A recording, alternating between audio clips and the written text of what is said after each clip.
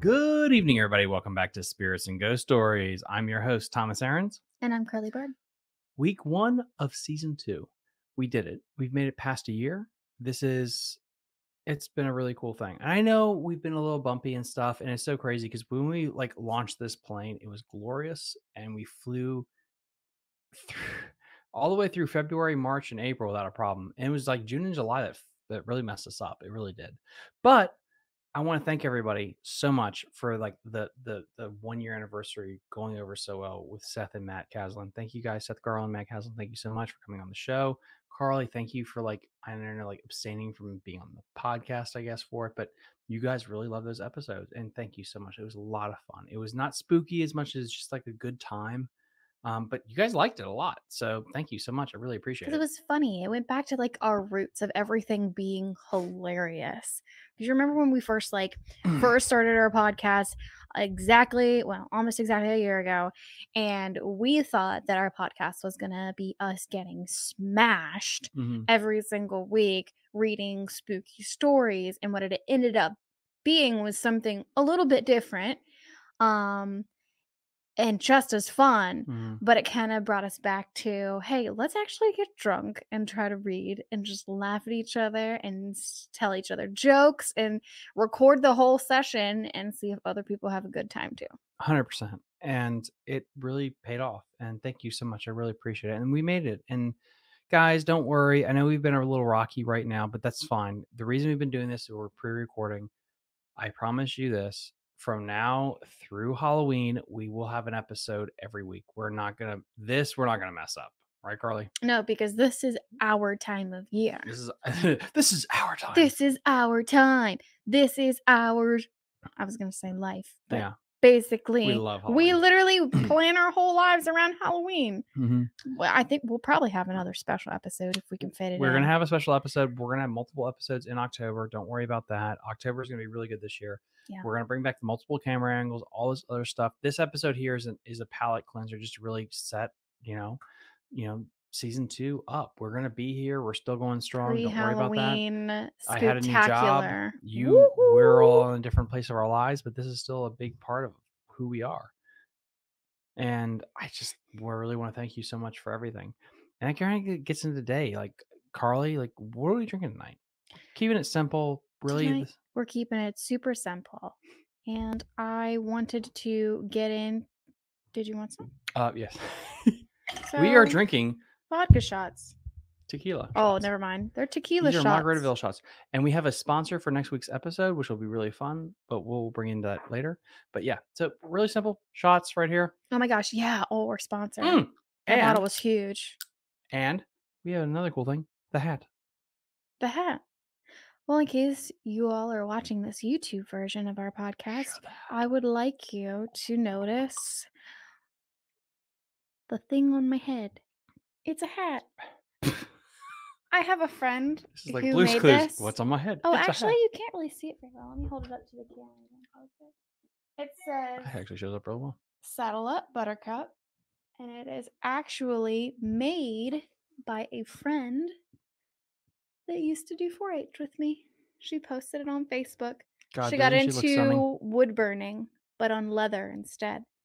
And I really, really fell in love with this hat. It was an impulse buy for sure, and I don't do a lot of those, but I let myself do it this time, and I just got it today, and I haven't taken it off yet since this afternoon, and I am not disappointed whatsoever. I do that, but I usually impulse buy with businesses. It's really weird. Yeah, he thinks that it's totally fine to buy a $3,000 camera for a business and then skimp out on oh no, don't you dare buy a $40 hat. Yeah, I'm really weird like that. I won't buy things that will make me happy, but I'll buy oh yeah, this is an investment thing. That's fine. Yeah, but here we are. Oh, yeah, so that's really cool. The other thing too is, guys, I really want you to comment down below. What is your favorite thing about Halloween? What is your favorite this time of year? And bats. Who? I love bats. Oh my gosh. Also, Rhino. Also, Our neighbor just gave Jojo, our puppy dog, some Halloween toys, and he's got a sparkly bat. Did he show you the bat that Oakley gave him? The neighbor dog Oakley? Literally, it's this little squeaky circular Mm, black sparkly bat with cute little crinkle wings. It's the cutest toy I've ever seen. He was obsessed with it. He carried it all evening outside in the wow. yard. Anyway, I really like bats. That's what I like about Halloween and the spooky bats. See, we got bats here I in our love tree. I Oh, you can't love really see it in the and video. we're gonna, like, post something about that this week Oh, too, but I really love the smell, the here. weather is huge, hiking, being outdoors. Can you see it now? There you go. That's our dollar store bat. And with that bombshell, we're gonna get into it today. Carly, What? what story do you have for us? Prepare yourselves for the tale of the Stockbridge Bypass Ghost. Ooh. Ooh. One of the most famous interactions the police have ever had with the supernatural comes from England, in the ex-industrial town of Stockbridge. It was one of the few incidents ever officially investigated by the police, and today remains formally considered an unsolved case. In the late 80s, it was decided that to stop the heavy amount of traffic passing straight through the town of Stocksbridge, they would build a bypass around it. As soon as construction began, however, a series of strange stories immediately started following in its wake. A jogger and his son saw a mysterious, headless figure run across the track in front of them. A husband and wife driving near the bypass, construction saw a figure running across a field, except his feet weren't touching the ground. Okay. These and more were reported in the run-up to the most famous incident, where the police came face to face with whatever it was that haunts that area to this day. Late one evening, September 8th, 1987, two security guards hired to patrol the construction site of the bypass were out on their rounds. Both of them were experienced security guards who had been working the job for a number of years and had never been particularly flustered by anything that they had dealt with during that time.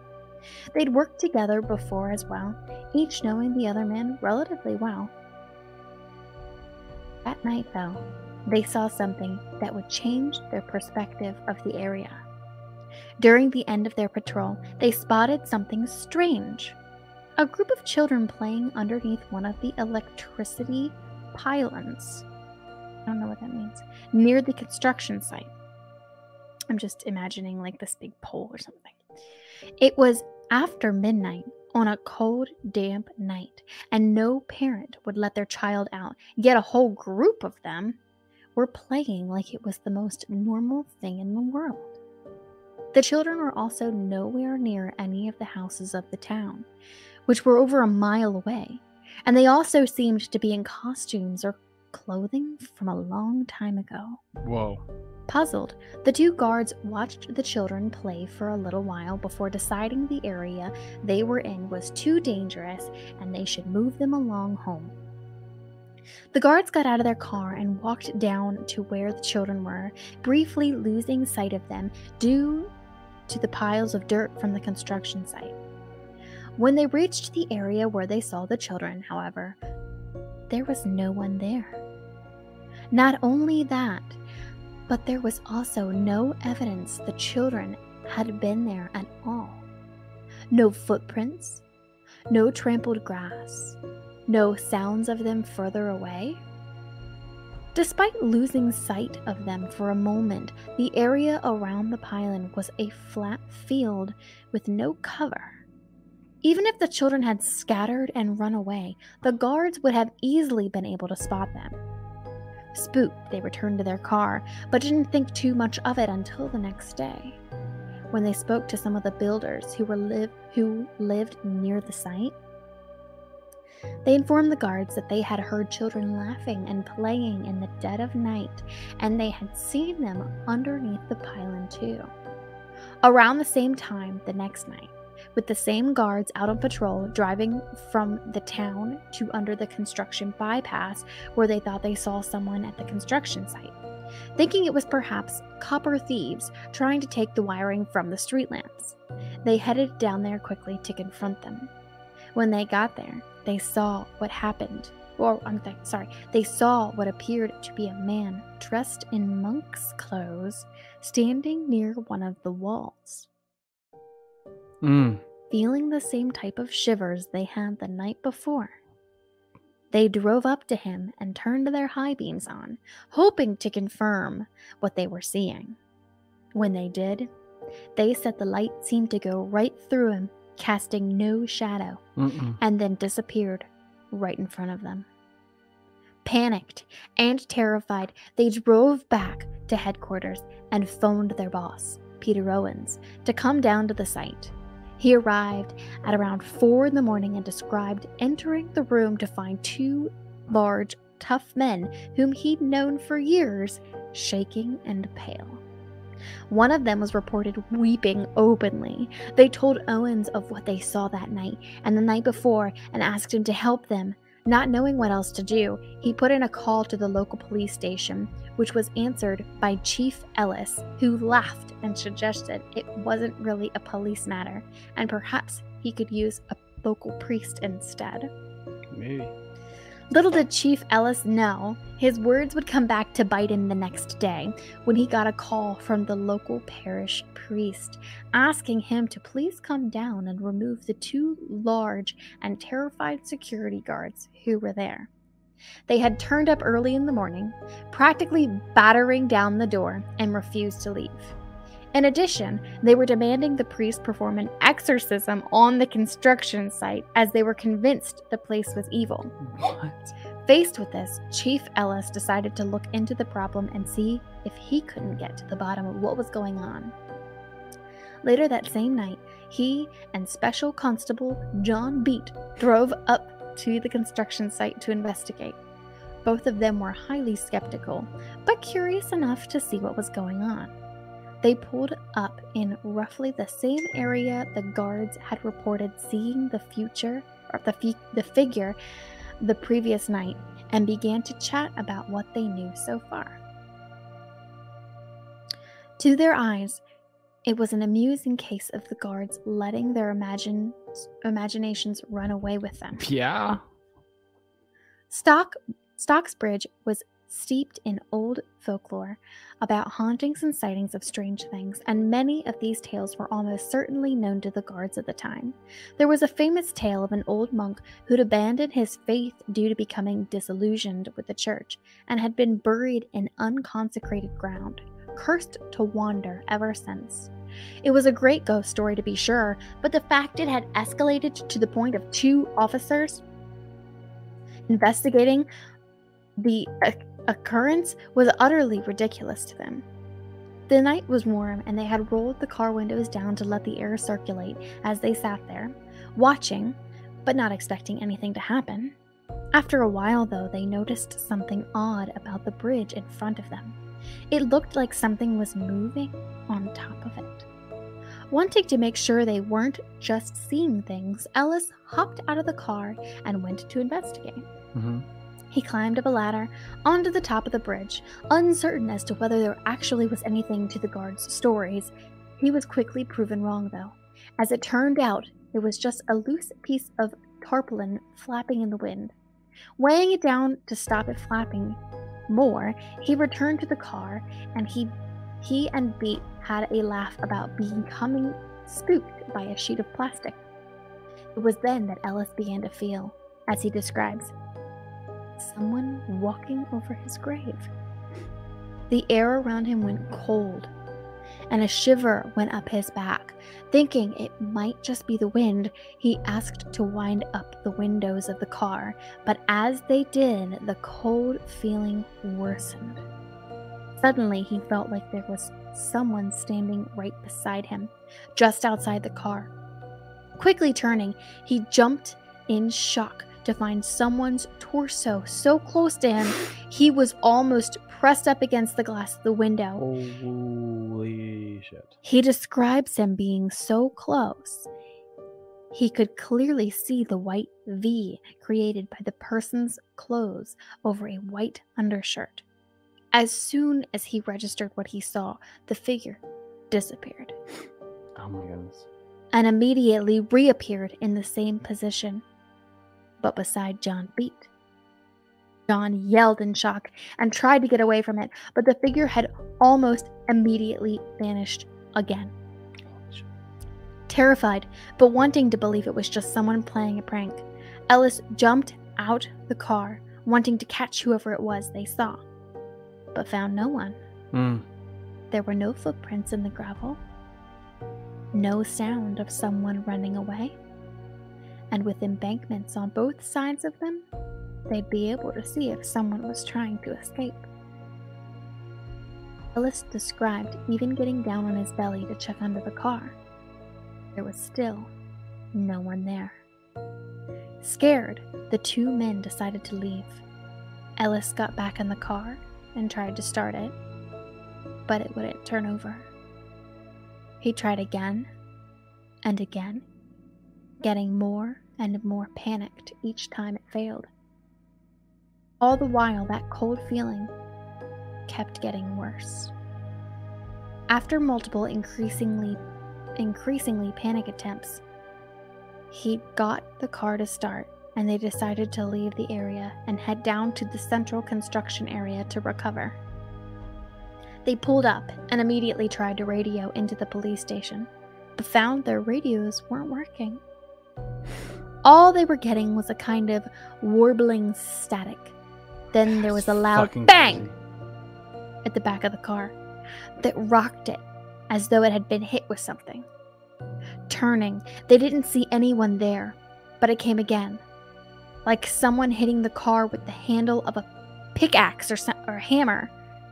Utterly freaked, but also determined to see what was causing this, Ellis gingerly opened the car door to check around it. Then came another bang, so powerful it rocked the car on its suspension. Having lost any semblance of self-control, Ellis slammed the door shut and tried to start the car again, needing several attempts as the car continued to be rocked before the engine finally caught to life. He floored the accelerator and drove out of the construction site, fleeing the area and the attacking, malignant presence that lurked there. Nope. When they got back to the station, pale and shaking, they told their fellow officers what happened and wrote official reports on the incident that can be read to this day. In the report, Ellis described the fear. Quote, It is not that which one has when you are about to encounter danger, but worse. It was the kind where you have absolutely no control over a feeling of dread. To this day, there continues to be reports of ghostly apparitions at the Stockbridge bypass, but no one has ever been able to explain what the two guards or Ellis and Beat saw those 2 nights. And that was the tale of the Stockbridge bypass ghost.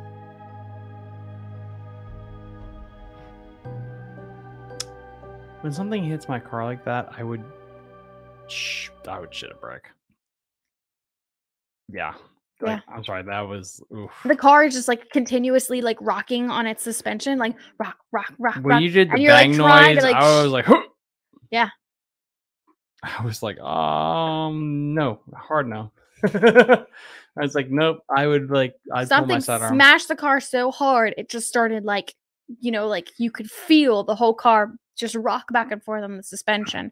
And then he was trying to turn the key over and it was like Wouldn't go. and like finally. Kind of reminds me of the Goat Man, which Yeah. we actually listened to like 2 nights ago, which is like a really podcast, like this creature and like bang, it would make noises and stuff, but it was like a big entity that would like you could feel its presence. It's like, nope. Yep. Wouldn't deal with that at all. Yep. That's a really good story. Yeah. And the fact that it was cops too, and cops like again like And then their superiors went down because they were like, "Oh, you guys are full of shit. I'm gonna like totally find yes, out what yes. you're just, you're just trying to get out of Yeah, work." bullshit. Yeah, you're like, Right. oh, you're full of shit, blah, blah, blah. Right. And then like, nope, nope, no, no. That's a good story. That's a really good story. Yeah. Wow. Guys, please let me know down in the episode description. Like, what do you think of that? Like, how would you react to that situation? Honestly. But that was really good. I feel like it was a good one. That was a really good one. I'm ready for the scary story in the news, actually. Actually, yeah. So we got two here, and then so guys, you know what? Because that story was so good, we are gonna save the next story for next episode. Because that one was so good, I don't want to really take away from that story. So next week you're gonna get two stories for the price of one. I agree with that. So yeah, just keep that in mind. So now it's time for scary things in the news, and we really need like a segment like do do do do do boop. I know. I've always wanted to learn how to work the keyboard, and I to this day I regret not taking like piano lessons seriously, because I did like mild piano lessons, and I can kind of read music, but I can't. I can read music enough that I could sing along to it, but I can't apply it to the piano or keyboard. Anyway, long story short, to just say that if I could play music, I could totally make us some little intro music. Scary story in the news. So in today's scary story in the news, we have two segments. The first one that we're going to be dealing with today, boop boop boop boop. There it is. What is that? Step into our cursed for the night I think it's supposed to say step our cursed Black that village out there. for the night. There we go. My bad. So basically, the first thing we're going to do is actually promote something near us, which is the Makaroff Haunted Ooh, Forest. Yeah. So we live in the Northern Virginia, Maryland area, and one of the biggest haunted houses around is the Makaroff Haunted Forest. And Not even a they are house. celebrating, It's a haunted forest. and they are celebrating 30 years. And I thought Mm. that was really We best interesting. buy our tickets, boy. And I was thinking that too. Oh, like that's gonna get sold when you look at this right out. here, and the fact is that they've been doing this for 30 years is very impressive. Yeah. And for whatever you think of Makaroff, the fact that they've been serving this community for 30 years, one of our earliest memories was doing one of these things. My gosh. Literally. So the best part about Marcroft's Haunted Forest is that the drive there in itself is spooky as shit. Yep. And then you've already like you get spooked. It's an awesome time. They've got like freaking mosh pits and tons of fire pits and all kinds Bonfire, of stuff. high energy So they've got like DJ, massive activities. bonfires, yeah, iconic playlists, activities, delicious food, like etc. But then on your drive home, it's terrifying. The Mhm. roads that you have to drive through just to get back on a main highway. Yep. That's like the best part, literally, is your drive there sets the mood so well. I swear, no other place that I've been to is like that. Like, so what I'm trying to explain is the roads, it's basically like it's a 2-lane road. However, what are there even lines in the road? Do you remember? It's like one line or something. There are down a the couple of road. lines. They really you pay the high premium to get into this thing, but the nice thing is like it decreases the lines you have to deal with. What's amazing about this thing is not just like they have two fantastic trails, which are quite amazing. They have also side activities that you can do. They have a place that you can just socialize. They have a mosh pit. They have a DJ that they pay high premium for. And when they say they have campfires, bullshit. They cut down trees and put them there. Like it's not a fire; it's like a roaring flame. You're that they like have way there. off topic. No. Hear me out. The point is like the fact is like if you go there, it's not just the trails. Like you could go there and drink and have a good time. Yeah, but I was trying to describe the road, Oh and I yeah, asked you what the road looked like, and then you were like, "Yeah, but there's mosh pits." agreed. So the roads are really windy and stuff. If you're coming from the Virginia area, you really have to go across Harper's Ferry. It's not Harper's Ferry. But I'm sorry, White's Ferries. But the problem is like I don't think even White's Ferry is available yet. But you don't I have don't to know really, that you have they're to go available point across anymore. Point of Rocks. Point of Rocks is where we have to go now right now. What? Yeah, you keep going. You tell it. The story, the roads are windy. I killed a raccoon. She'll never. I wasn't even gonna bring that up.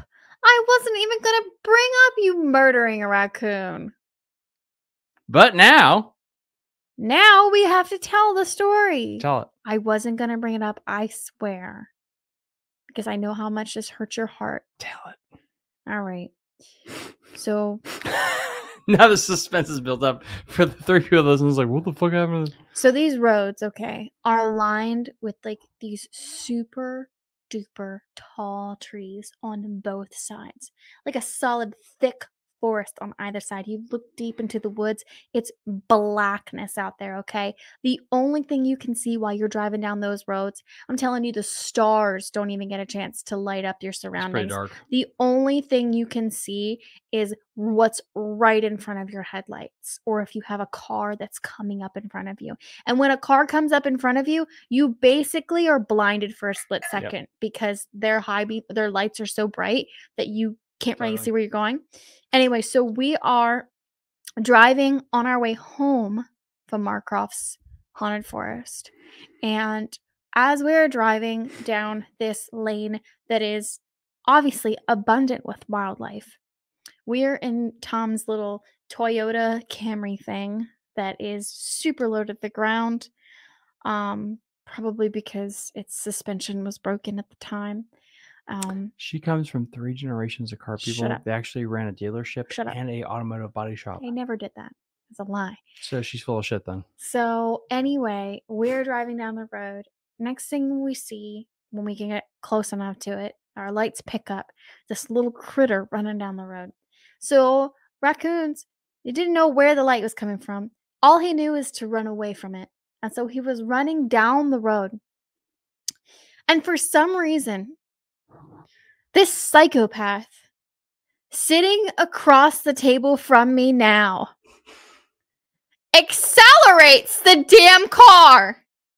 He just went faster until he's running away from us down the road. Just like for his little chubby life depended on it. And Tom hits the freaking gas. And you just hear him underneath the car. I looked over at Thomas. This is when we were dating, okay? This is when I should have known. And I looked over at Thomas, and he goes, like, gripping that steering wheel so hard, he doesn't even look at me. He goes, he's all right. And just keeps driving. Now, would you like to explain yourself to our viewers who now know you're a psychopath? I wasn't going to bring up this story because it gets me fired.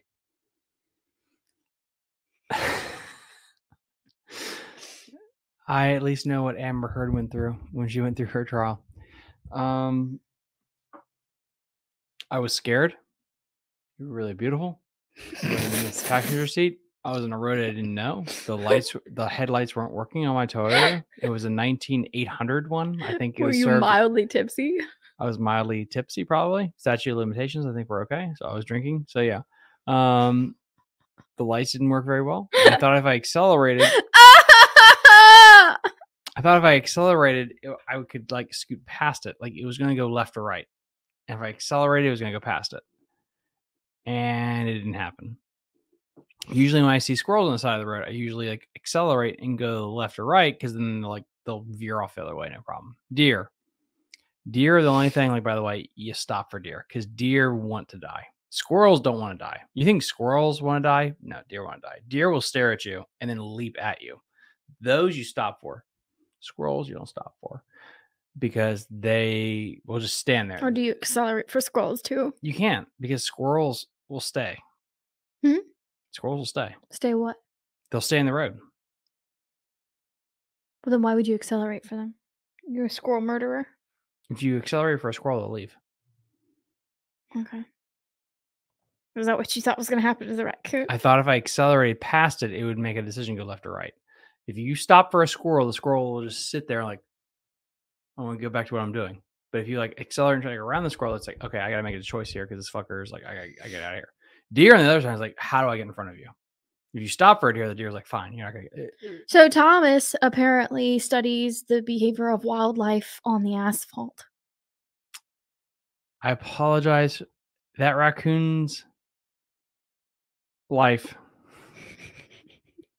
I think about a lot. I know you do. And that's why I wasn't going to bring it up. Tom's going to have nightmares tonight because I made him And feel bad now again. this is how this podcast goes from all the subs we have to zero. Because we just, what the fuck.